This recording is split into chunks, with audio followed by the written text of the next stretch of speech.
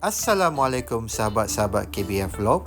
Hari ini saya berpeluang untuk melihat kebun baru saya bagi kerja-kerja awal pembersihan tanah di kebun ini. Kebun ini seluas 3 ekar. Dahulu ditanam dengan pokok getah dan saya bercadang untuk membangunkan kebun ini dengan tanaman pokok kelapa sawit. Kawasan ini berhampiran dengan akses jalan, agak mudah untuk saya menguruskan kebun ini. Kawasan yang landai. Pada keluasan 3 ekar, kebun ini boleh memuatkan sebanyak 180 pokok kelapa sawit dengan anggaran 60 pokok bagi 1 ekar tanah.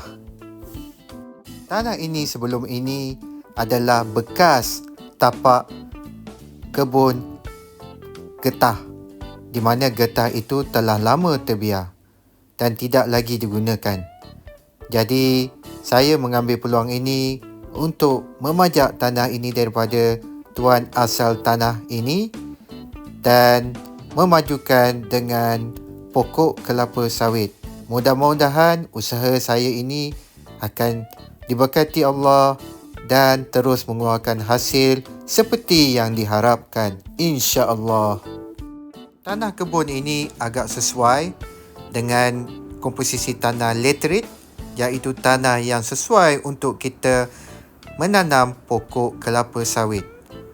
Di belakang kebun ini kita mempunyai line tali api elektrik, kabel berkuasa bervoltan tinggi.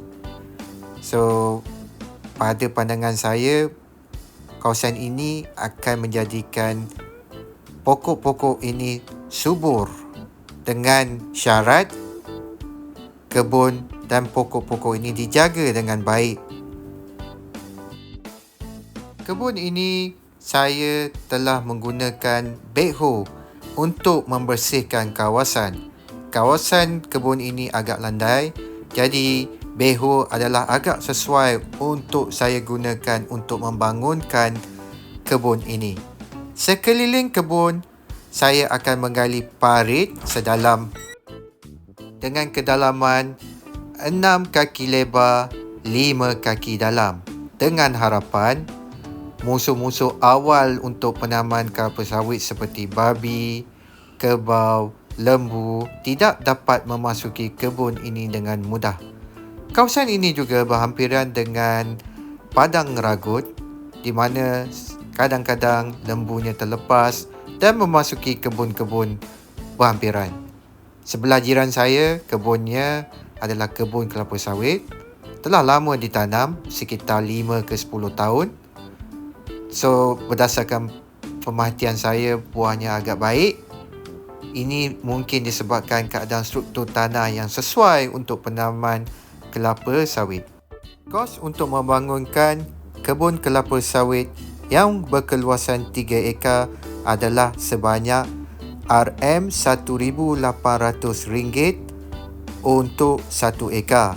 Jadi total pembangunan untuk membersihkan kawasan kebun ini adalah sebanyak RM5,400. Kos ini termasuk untuk menggali parit sekeliling, membersihkan pokok dan juga pokok-pokok ini akan ditolak ke tepi, seterusnya diracun bagi mendapatkan kawasan yang rata tanpa gangguan untuk kami membuat kerja-kerja lining dan seterusnya menanam anak-anak kelapa sawit dengan mudah tanpa halangan.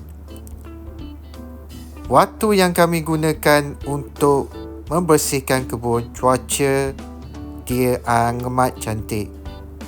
Sahabat-sahabat boleh lihat awan di atas, cuaca yang kering, amat sesuai untuk saya membersihkan kebun dan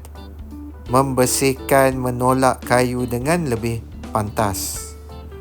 So, di bahagian luar kami mempunyai reserve jalan di mana pekebun-kebun lain juga menggunakan jalan yang sama.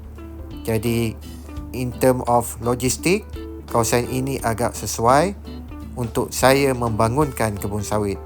Sesuai untuk saya maintenance sawit ni setiap 3 bulan, racun, membersihkan kawasan, membaja. So, ia amat mudah dengan mempunyai akses jalan dan keadaan struktur tanah yang landai. Saya berharap perkongsian saya dalam channel saya ini dapat memberi sedikit maklumat kepada sahabat-sahabat yang ingin menceburi dalam bidang kelapa sawit. Ini adalah kos awal. Saya akan kongsikan lagi video-video lain berkenaan kos-kos lain sampai pokok ditanam. Semoga video ini dapat memberi panduan dan memberi semangat pada sahabat-sahabat untuk membangunkan kelapa sawit. InsyaAllah, jika kita berusaha, InsyaAllah kita akan dapat hasilnya. Tetapi dalam kelapa sawit, kita mesti cekal kerana banyak perkara yang perlu kita lakukan sebelum kita mendapat hasil sesuai dengan usaha kita, InsyaAllah. Tetapi tiada yang mustahil. Assalamualaikum.